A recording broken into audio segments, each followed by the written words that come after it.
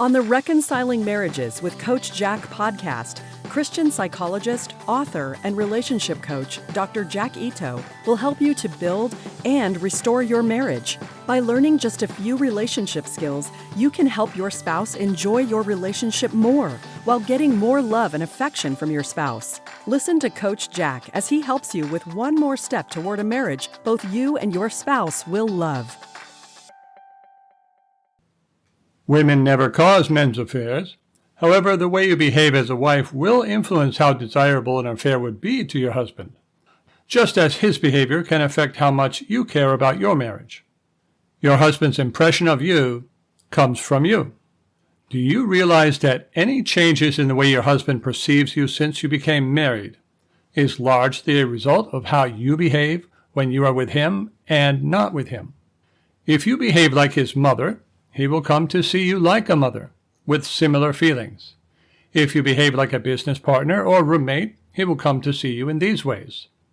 These three ways of behaving can contribute to your husband eventually having an affair with a woman he views as a girlfriend. Let's talk about these three scripts that contribute to men's affairs and how you can make a shift to behaving more like a girlfriend. While it won't prevent your husband from having an affair, it will take away some of his unconscious incentive to have an affair. All humans have a need for human connection that goes beyond a working relationship. Although your husband may seem all business, sooner or later he's going to desire more of a relationship like you had before the two of you got married. There was a reason that he enjoyed your relationship at that time. And while he may have turned his attentions elsewhere after getting married, sooner or later he will want to recreate that loving relationship of years ago. You will too if you go long enough without that kind of connection with your husband. Let's talk about scripts. What is a script? A script is an internal and largely subconscious narrative that tells us what to expect and how to behave in different situations. They make life easier because we don't need to keep figuring things out. When we have good scripts, that is very useful. When we have bad scripts, we may keep using them, although they are worse than others we could have. Babies don't have scripts. Everything they encounter is a new experience to either be approached with fear or excitement. But as they grow, they learn more and more what things to do and how things are supposed to be. They get used to their environment. What is happening is that scripts are being learned.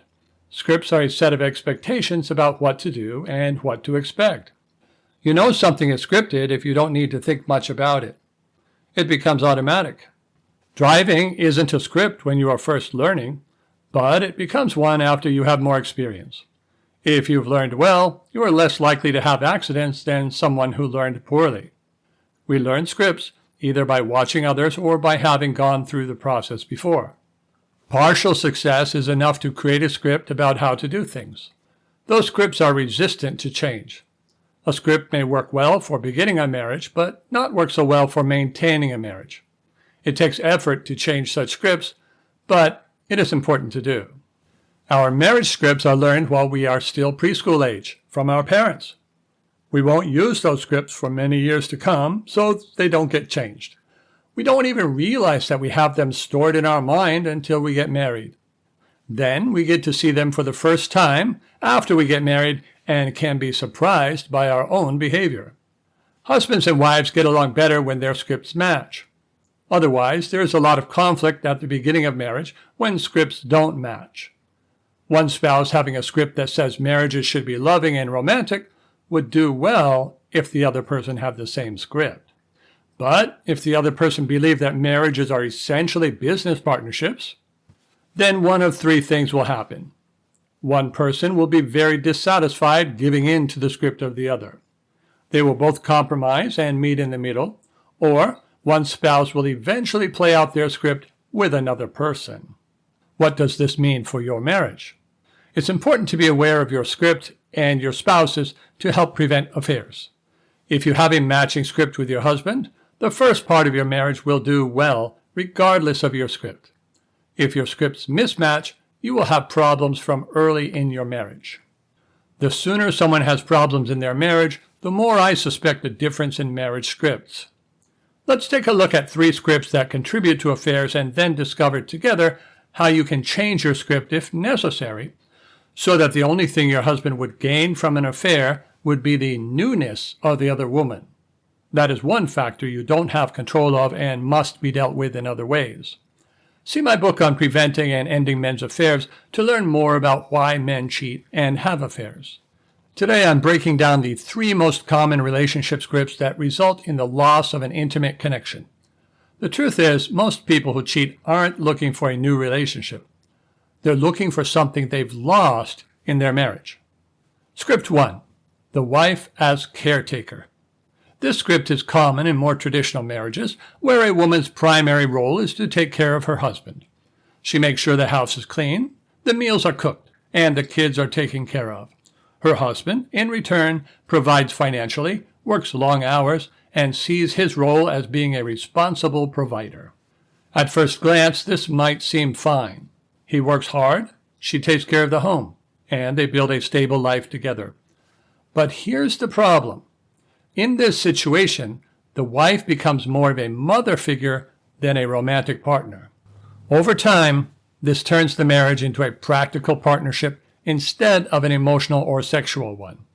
Affection dwindles, intimacy feels like a chore, and eventually, the wife is appreciated most for her service to her husband and children. Her husband will have a hard time seeing her as a romantic figure, as he did when they were first dating. That doesn't mean he no longer enjoys such romantic relationships, but it's just that he stops thinking about his wife in a romantic way. They will be more like old friends. He expresses appreciation and takes care of her. He feels responsible for her. Those are good things. But without the romantic interest, he is going to be more easily enticed by women who make him feel like more than a friend. He will be attracted to women who make him feel successful, desirable, and masculine. Other women won't fish for your husband by offering to wash the dishes or cook meals. They will seduce with their appearance, energy, youthfulness, even if they are not young, and their interest in his interests. Women who have the wife as caretaker script often try to win back their husbands by cooking more, cleaning more, and other services. Their husbands doubtless will appreciate that, but more of the same is not what he is attracted to. Script number 2, the wife as roommate. The roommate script promotes a high level of independence for both husband and wife. She has her career, he has his. She has her money, he has his. She has her laundry, he has his. When they have children, she has her shift with the children, he has his. Unlike the wife as caregiver script, their relationship is not family-centered. With this relationship script, people coordinate with each other, they exchange information, they go to common activities but stare at their cell phones. Husbands and wives have sex with each other, but it is more of a convenience for their own gratification than it is any form of closeness. Indeed, they both might be imagining someone else when they have sex. Such a high level of independence and low level of connection is breeding ground for open marriages and affairs, both of which destroy marriages. Often there is very little overlapping time that a couple could spend together. They spend more time with others than they do with each other. Even people with this script need emotional connection. It is part of our human nature. In this day and age, it's very unlikely that roommate-scripted marriages will last a lifetime. At some point, roommates will need to be exchanged for romances. These romances are then likely to turn into new marriages in which the roommate script is played out again. Too much independence is a bad thing. If the marriage is to survive and people are to remain monogamous, one of them is going to have to help the other one to learn how to be a married couple rather than married individuals. This requires significant training and connection skills for one of the roommates. Without matching roommate scripts at the beginning of marriage, problems manifest within a few years, often within the first year. Often there's conflict which further damages the marriage. We can't improve relationships by making our spouses like us even less, and we can't make things better simply by enduring them. There is hope for such mismatched couples. One of them must be strong enough to love and use good boundaries to help their spouse to change scripts. One of them must recreate the conditions to work together, play together, and love together, bringing back elements of the premarital relationship under threat of ending the marriage if necessary, which means the relationship needs to be strong before the boundaries are used. Otherwise, there will simply be a mutual agreement to divorce and to find new roommates. If you would like to use boundaries, make sure you are loving your spouse first. Script number 3, the wife as business partner. Some couples thrive on shared goals, raising kids, running a business, or building financial success. They talk strategy, make big decisions together, and respect each other's work ethic. The problem? Everything revolves around projects, tasks, and responsibilities. These couples may be highly interdependent, but they often lose romantic connection along the way. Conversations become business meetings. Quality time turns into work time. And after years of being business partners, one or both partners start to feel emotionally neglected. Eventually, someone new enters the picture. Someone who isn't part of the business. Someone who sees them as more than just a co-parent or co-worker. That new person brings excitement, admiration, and a sense of novelty that's been missing at home. And because the business partner dynamic makes affairs easier to hide, since both spouses are so busy, these affairs often go on longer before they're discovered. The common thread in all of these unhealthy scripts, they shift the focus away from romance and into practicality.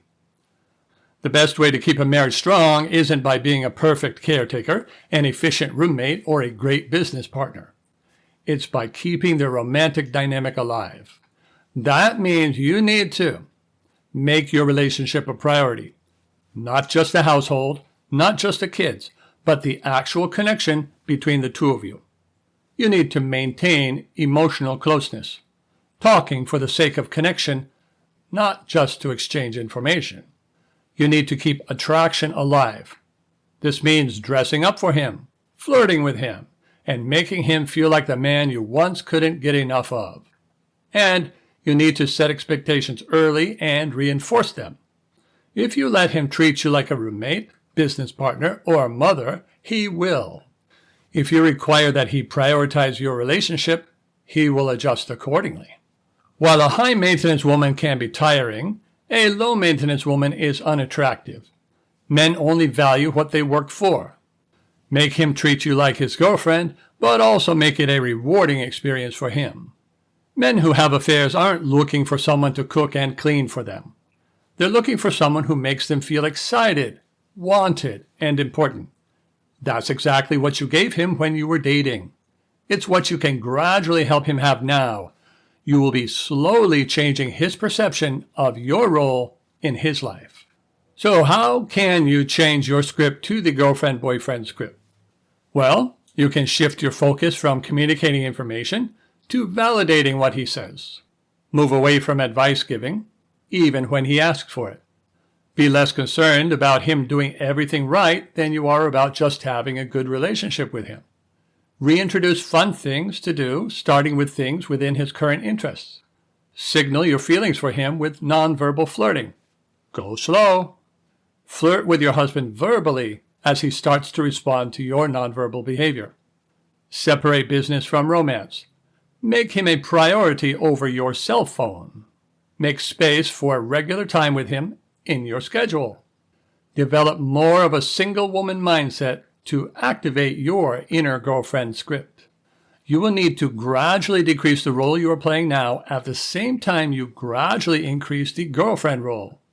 You will also need to do this slowly enough that you don't create resistance. Success depends on doing the right steps in the right order at the right pace. If you run into difficulty, one or more of those 3 things is out of whack. What does this look like in real life? Well, let me tell you about Lisa. Lisa had been married for 12 years when she realized she and her husband had become more like roommates than a couple. They talked mostly about work and the kids. Date nights were routine and unexciting, and intimacy was more of a memory than a reality. Lisa woke up to her roommate realization about the same time she discovered her husband messaging with a female coworker and exchanging pictures. Lisa and I did an assessment of her marriage, In retrospect, her husband's affair had been predictable. Their relationship had become more emotionally disconnected with each passing year. They slowly drifted more into a roommate role. An affair was almost inevitable at some point. Lisa didn't stand much of a chance confronting her husband unless she changed how her husband saw her first. As her coach, I helped Lisa to become more attractive in her appearance, behavior, and words. She also became more involved in activities that made her appear more youthful for her age. She gave up the book club for tennis lessons. Lisa walked a tricky line of making changes without creating resistance. Lisa couldn't afford to let her husband's affair grow too much, but she had to do some re-attracting first. Coaching helped Lisa to stay on track. Of course, in actuality, you are like a roommate, a caretaker, and a business partner at times, out of necessity. But are you also behaving like a girlfriend? What do you do mostly? Doing some self-evaluation here may help you to understand better why your husband treats you the way he does. Your husband doesn't need another woman. He needs the woman you used to be. Be that woman again and watch how your marriage transforms. Learn single women's behavior to do better in your marriage.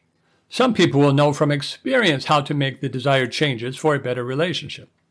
Others have no idea how to transform their relationship to a more connected and romantic one.